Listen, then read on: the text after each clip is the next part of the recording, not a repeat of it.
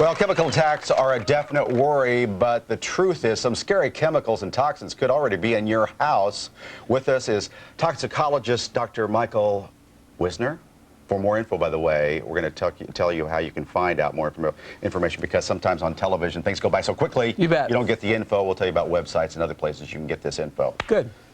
Thanks for coming in. Thanks for having me.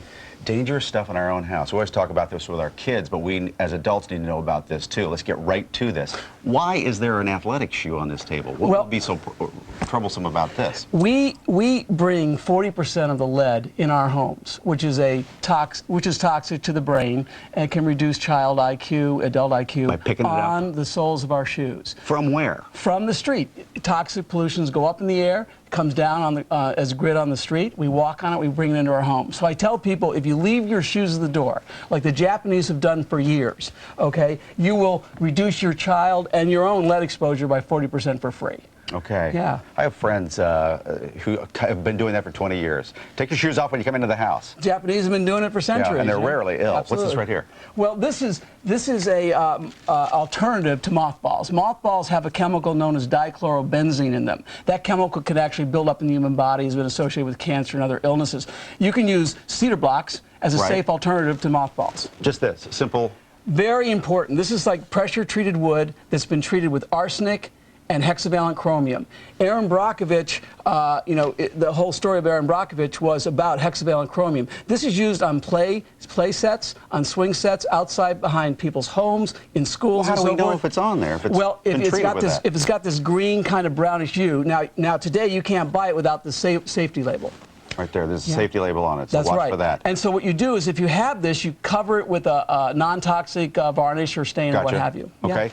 This looks like stuff we'd have underneath the sink. Well, yeah, I mean, look at all the chemicals we use for cleaning and in the house. None of them are fully labeled. They don't have to be, for toxins and so forth. You know, we have 250 toxins, known toxins, that store in the human body. So, I mean, the first thing you do is, how do you do safer things to reduce chemical exposure externally? And then what do you do about the internal exposure? Like, I researched with a bunch of other scientific researchers, a program covered in the book Clear Body, Clear Mind.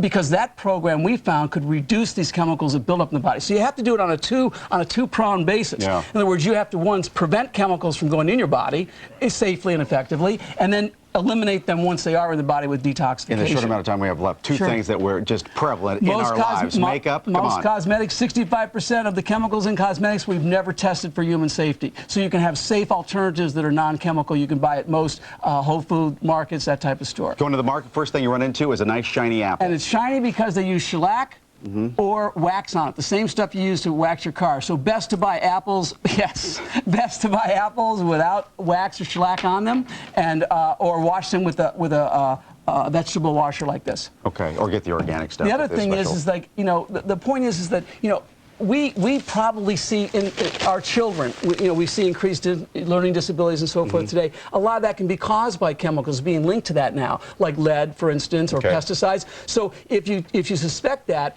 then you have a person checked, they might do a detoxification program and eliminate that. In 10 seconds, you can talk about dry cleaning. Why is it bad? Perchloroethylene can cause cancer. It's used on dry cleaning. Take the bag off. Take the bag off. You won't breathe it in your bedroom. You don't want perchloroethylene in your closet, so tell your dry cleaner to take the bag off. You don't want the plastic bag. Save the environment. Fantastic. I'm going to go home, take my shoes off, and never come out again. Thank you. Great, Mike. Best hair we've ever had with a guest. Coming right back. Don't go away.